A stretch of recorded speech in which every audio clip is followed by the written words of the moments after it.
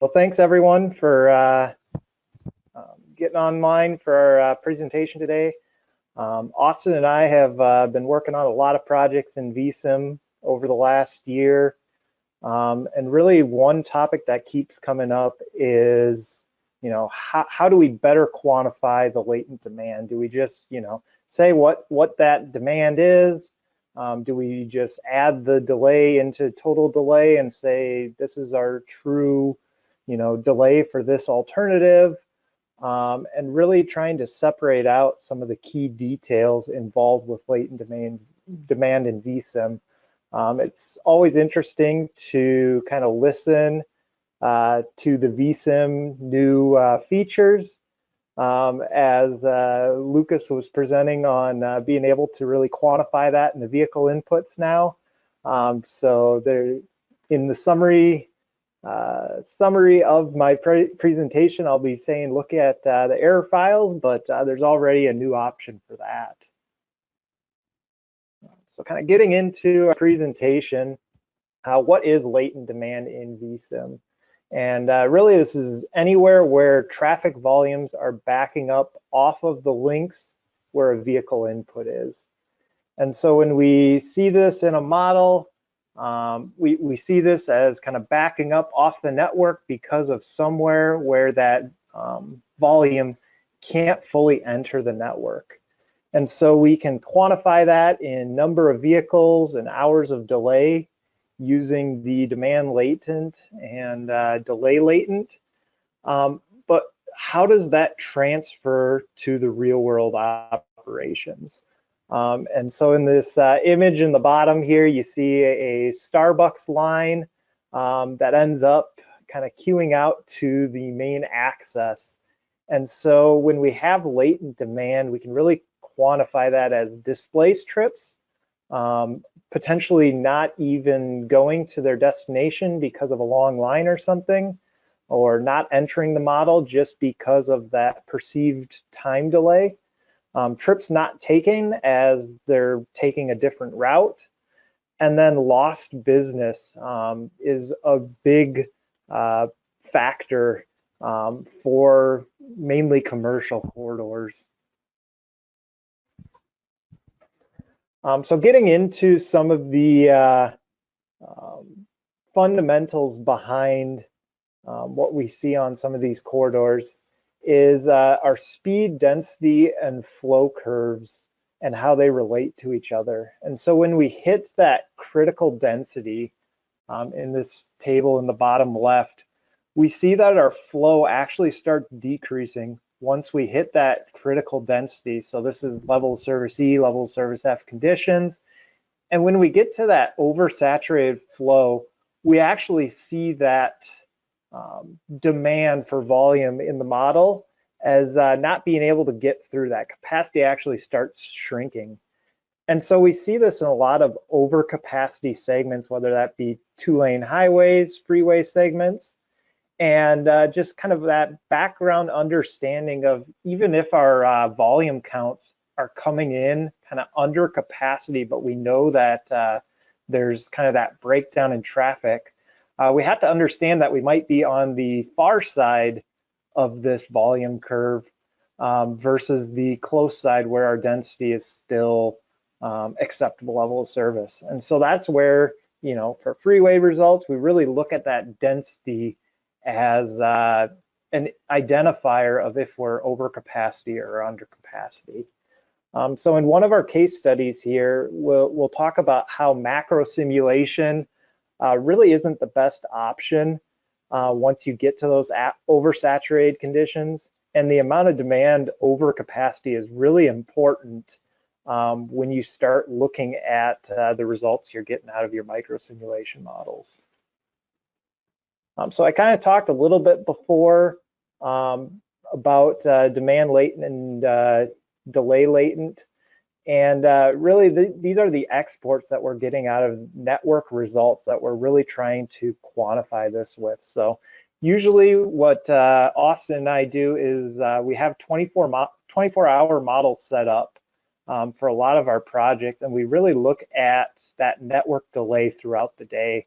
And so when we see this delay getting to a point where we see a lot of latent demand showing up. Usually we're quantifying the number of hours of both delay and that latent delay, as well as where we're seeing increases in that demand latent. So with that, I'll turn it over to Austin to start walking through our first case study. There we go. So our first case study, we studied US Highway 12, which is on the very western edge of the Twin Cities metro area. It's classified as a rural 2-lane highway. This location is, since it's on the western edge of the cities, it has a very high AM and PM peaking hour based or coming from the commuting traffic outside of the metro area, coming and going into and out of the metro area, mainly downtown Minneapolis and downtown St. Paul as their destinations, but could be anywhere. So we looked at the crash history of these locations. It's actually 2 different intersections we looked at this specific study. It's US Highway 12 and Hennepin County 92, which jogs on US 12 for a bit before our existing conditions. Our historical crash analysis found that this has a high level of crash rate. In the last 10 years, there were 2 fatal crashes, 47 injury crashes, and the rest are 21 property damages at these intersections.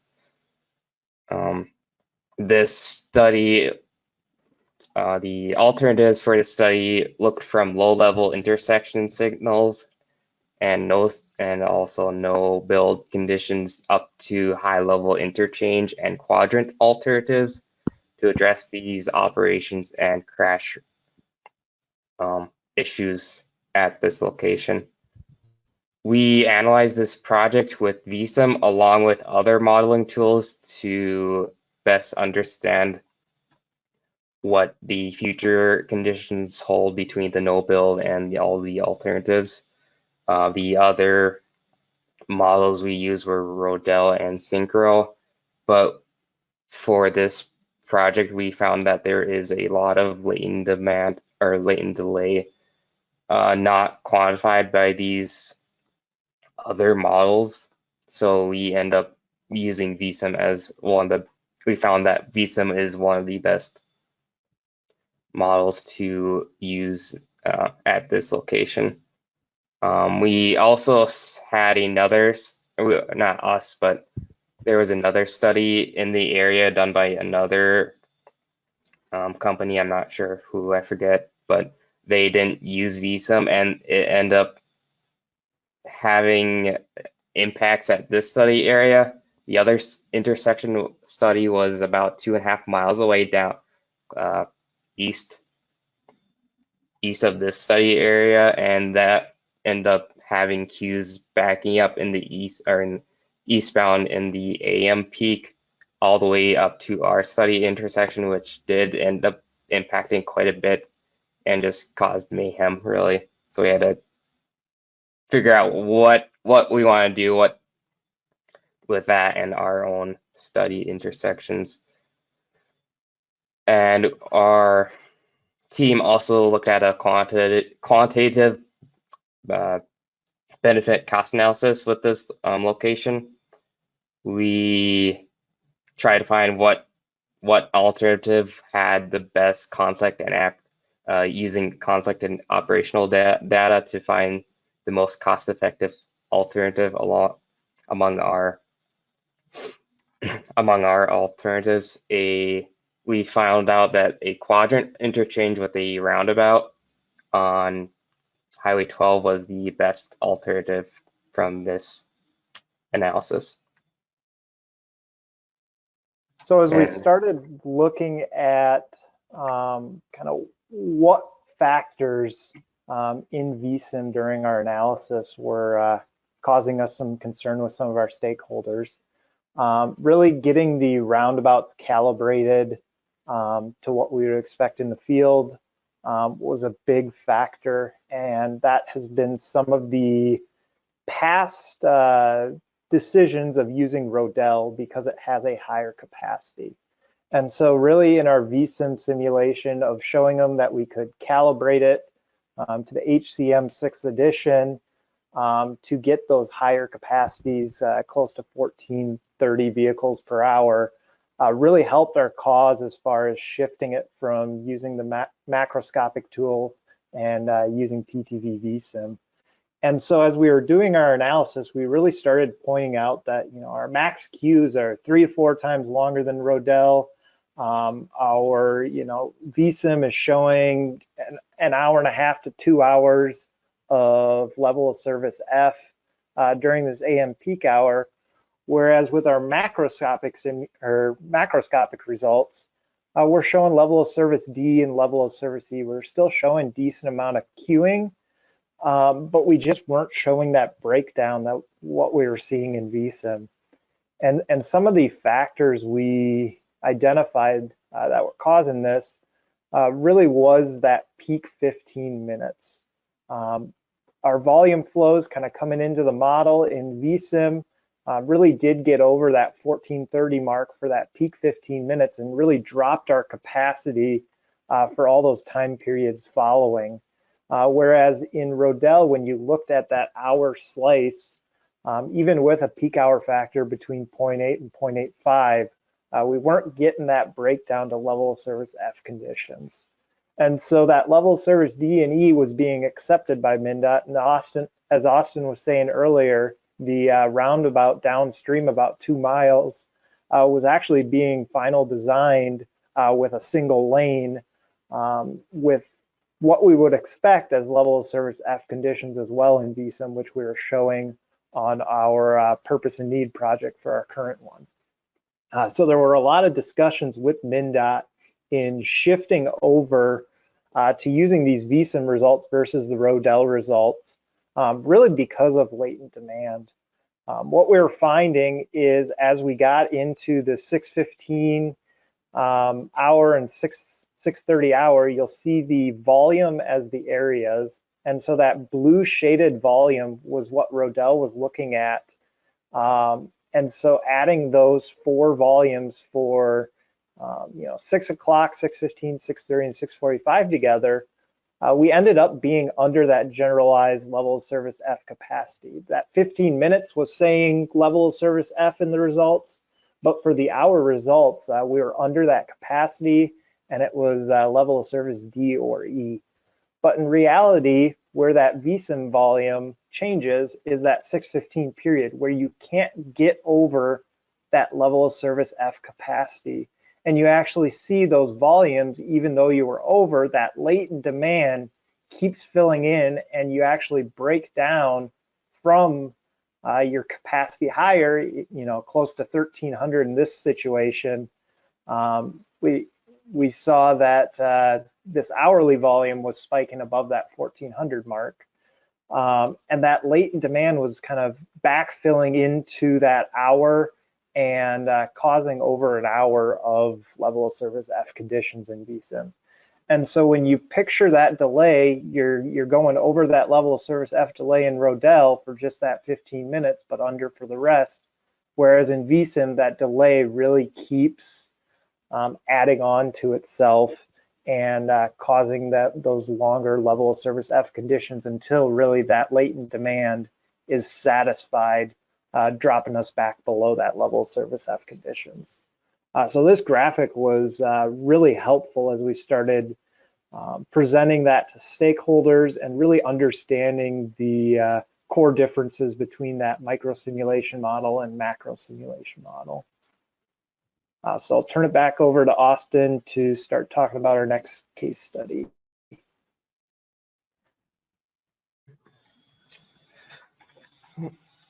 All right, our second case study we have here is South Broadway in Minot, North Dakota. I almost said Minot, which is a little different. This is a US 83 through for running through the whole Minot north and south.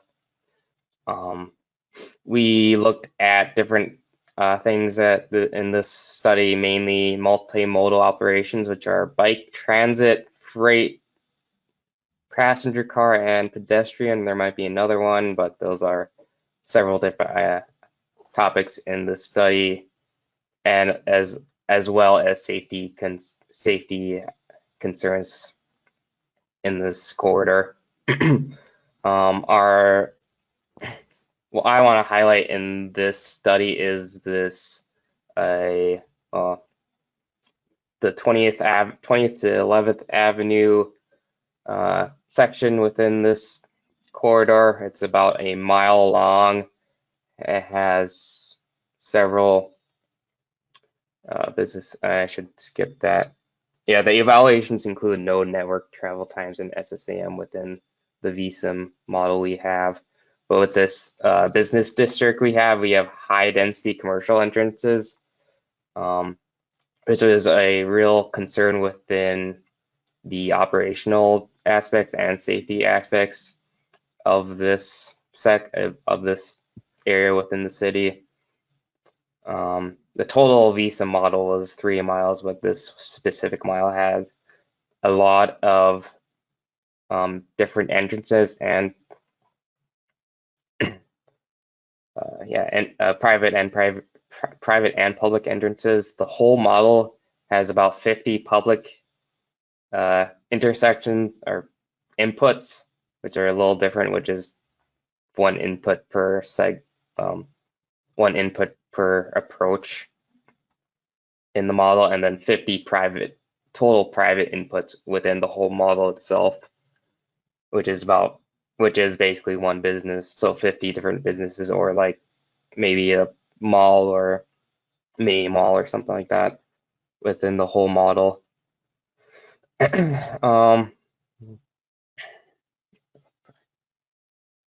And majority of those 50 private inputs entrances in the model are within this mile business district in Minot. We did have very little growth within this study, at least for the base conditions, which is coming from 2019 and growing out to 2045. It's about 0.5% on mainline US 83 and no growth on, at least in this section of the city, no growth on the side streets.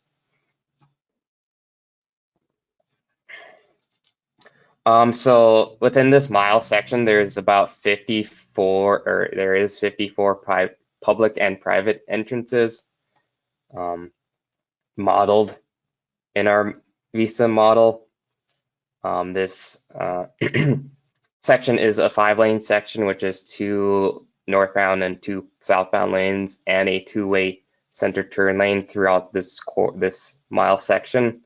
There are 3 signals within this section, but 2 of those are the 11th and 20th Avenue intersection, so there's only 1 within, excluding those. All the rest of these entrances and public side streets are actually stop conditions, stop controlled side streets and private entrances. For this study, we found that there's excessive delay with both the private entrances and the public sides, the stop controlled intersections. This starts around midday and extends all the way to the PM peak and beyond that. I should note that this is a 12-hour model instead of a 24-hour model, so we don't know exactly when that latent delay ends. It goes beyond our model. So from our existing to our future model, we found that the latent delay in this, mainly coming from this section, doubled from 2019 to 2045, and most of that is the public accesses, but some of them are, yeah, public intersections. A little of that is private, but mostly public. Despite only having about a 0.5% growth rate on the main line, and no growth on side streets. So what we learned about this from this study, that models can be built as much as you would like to, or as required by your client or you if you're the client, but with more detail, it can get a little messy with the delay and conflicts if you're using it for SSAM results.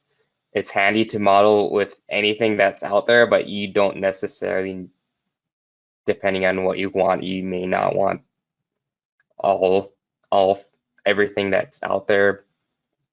And with more details, it does take a lot longer to model the model itself, and debug what is coming from more modeling, which is very time consuming. One of So, the, go ahead, Austin. oh, go ahead, Joe. One of the big comparisons we were seeing was kind of that balancing act between the SSAM results with historic crash data, and then the operations in the model. So we actually had to decrease some of our gaps for our priority rules in that business district. I was going to mention that, but that's fine. So delay. So where am I? So we see that even though we had a very little increase in traffic, we definitely have had a large increase in delay exponentially from this little, relatively low increase in volume. Definitely with the smaller gaps with the mainline traffic, with vehicles trying to input into the, or not input, but cross into, take a left or right out of those business accesses, and the side stop, or the minor approaches on the public streets. But yeah, we definitely can change that with getting smaller gap acceptance, with setting the conflict or the priority rules differently, but that will also change the conflict results with SSAM to change from existing to future. So it is a balancing act between conflicts and delay if you want to go with that approach. Yeah, and it even becomes more complex when you add in all the businesses in that stretch. So it was a real good example where we kind of had to run our existing model several times, doing some adjustments on both the priority rules to really get those operations and safety results to match our historic volume and historic crash data.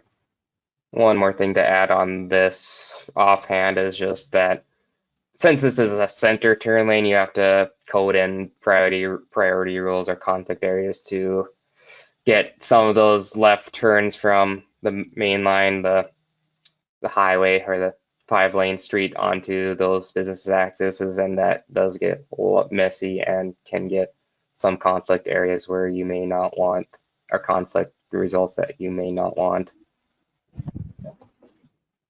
So our third and last study that we are highlighting is Highway 15 in St. Cloud, Minnesota.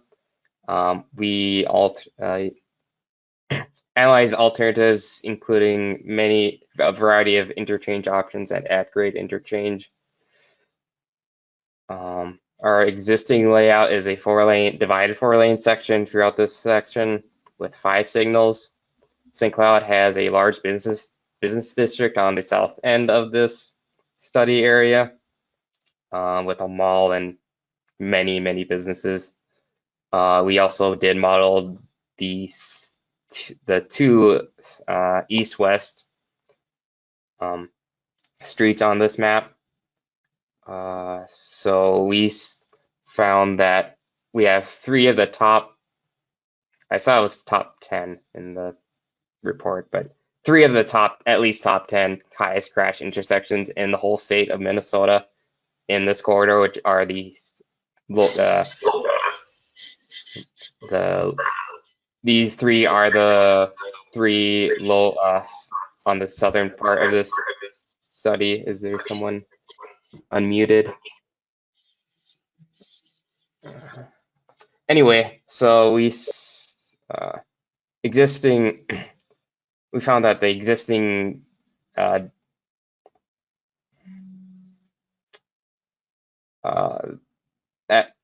at least there is 38,000 daily vehicles on this section, and these 3 high crash rate intersections have at least 85 million vehicles per year, and that is only expected to increase substantially in the future. Our evaluations are no network travel time and SSAM, along with the other studies, and we KLJ is going to have a implementation plan which have steps between short-term and long-term plans for the future. Yep. And so when we started looking at some of that latent demand in the network, we really found that depending on the improvement, we ended up just increasing what volume would come into this corridor, since it's a major regional corridor through St. Cloud. And we were seeing anywhere from 15,000 to 20,000 with just a corridor widening, to up to 50,000 with a 6-lane freeway being implemented.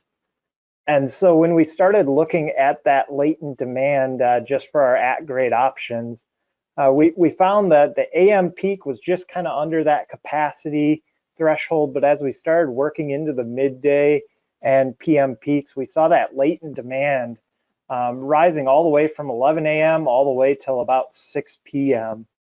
And so what that caused is kind of that overcapacity level of service F conditions where we were breaking down and we were getting a lot of latent demand and latent delay. And so what we found is kind of that vehicles over capacity was the maximum in that latent delay demand number. And that really ended up matching what our cube estimates were for the latent demand of kind of that ultimate at grade option. So it was right around that 25,000 mark, which was our max of our latent demand. So when we started considering future options, I got one more slide here, Bill. But what we were finding is we weren't building out of our deficient operations that we were seeing in our existing conditions because of all of that latent demand coming into the corridor. So as we started using our different volume scenarios, we saw that latent demand scenario end up with operations that were at a little bit better at one intersection, but a little bit worse at the others. And so we saw those conflict locations. We had decreased safety benefits, and we were really restricting access versus providing that local access movements that were needed. So in summary, we ended up presenting alternative that was an accurate solution that would try to keep that latent demand prioritize our. So we ended up with this MUT design that went a kind of a two-phase system in 5 intersections, we're able to address that demand and in that micro simulation model versus just the macro model telling us that there was a lot of latent demand. And Vsim is the strong to look at this latent.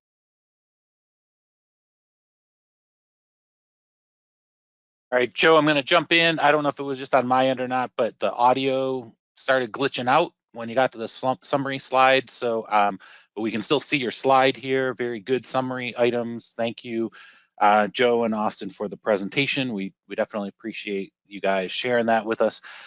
There's a number of questions here. We're running short on time, of course, and about ready to jump on to the next presenter. Joe, can you just nod if you can actually, or try to talk a little bit? I'm going to throw one question over to you Sure. as we're switching over. Okay, good. I can hear you better now. All right, cool. In terms of the latent demand, sorry, I'm just going to pick one question out. Is there a way you can quickly explain any more details about how you estimated or developed those future demands? Either pick that question or pick the one about if priority rules or conflict areas were primarily used for the private driveways. Whichever one you think you can answer in 60 seconds. Perfect. So for the demand of the latent demand for 15, we used kind of a combination of Cube and Vsim to really identify what that latent demand was, but also show that as we made improvements, that was, the volumes that were going to flood into this corridor. So we really wanted to have that apples to apples comparison. When we were looking at kind of those priority rules, we usually use priority rules for all left turns for side street stop locations. And we use those so that we can kind of adjust that sensitivity as far as that gap acceptance. And so when you have a mainline volume increasing to where that delay on that side street is getting close to level of service E, level of service F, that's really where we see micro simulation being a huge benefit because we can quantify that latent demand coming in, even though the volumes were the same for existing and for future conditions.